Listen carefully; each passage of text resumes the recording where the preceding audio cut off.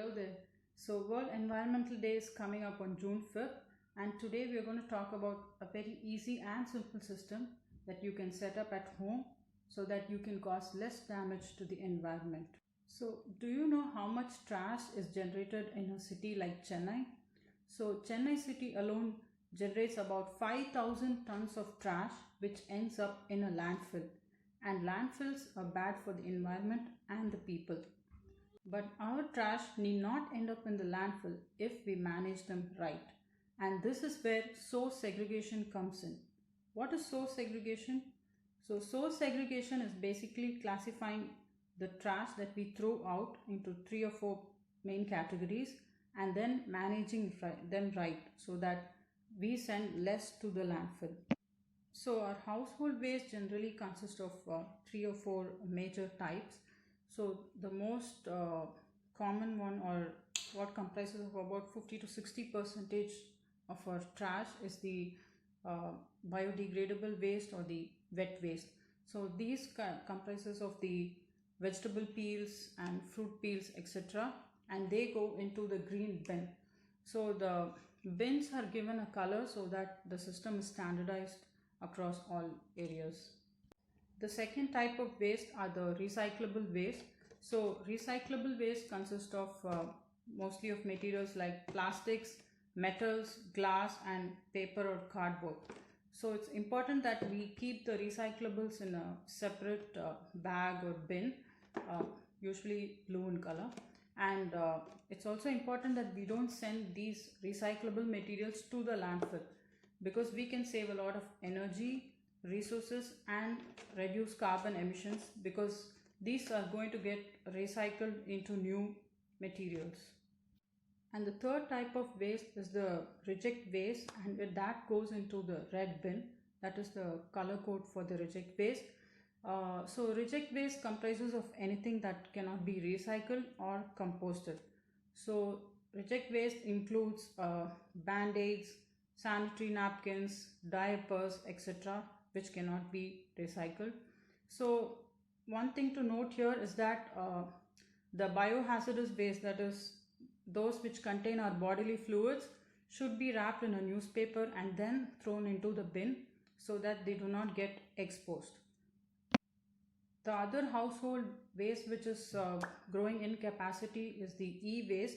So once again, e-waste should not end up in the landfill and it has to be processed in a separate manner. So again, keep your e-waste separately.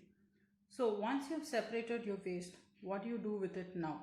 So we have biodegradable waste, reject waste, e-waste, and recyclable waste. So some cities and areas have collect the waste separately and process them at processing centers. But if that is not happening in your area, then this is what you do.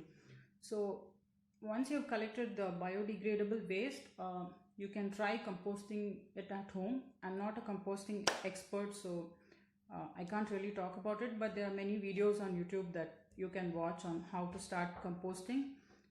If you do not want to do composting at home, then please check your local corporation office, because facilities are now being set up in cities and other towns where the government takes initiative to process your wet or organic waste.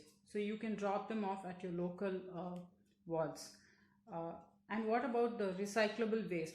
So once again, check your local corporation office, because material recovery facilities are being set up in major cities, and you can drop off even items like coconut shells, styrofoam, and other recyclables at these centers, or you can call up a private recycler and hand over your recyclable materials to them. What about e-waste? So e-waste has to be processed in a proper scientific manner. So please don't hand over your e-waste to the person who comes and collects your regular recyclables like papers and plastics. So again, local offices have e-waste collection centers, and you can drop it off there, or hand over your e-waste to certified vendors who can process them. Also look out in your local newspaper, because a lot of NGOs conduct e-waste collection drives. So store your e-waste and then dispose them off in a responsible manner. So that's it. That's so segregation for you. It is very easy, it is simple, it is a no-brainer, but it really helps the waste management system function smoothly. And this will also help improve the working conditions of those involved in waste collection, because a lot of it is still done manually.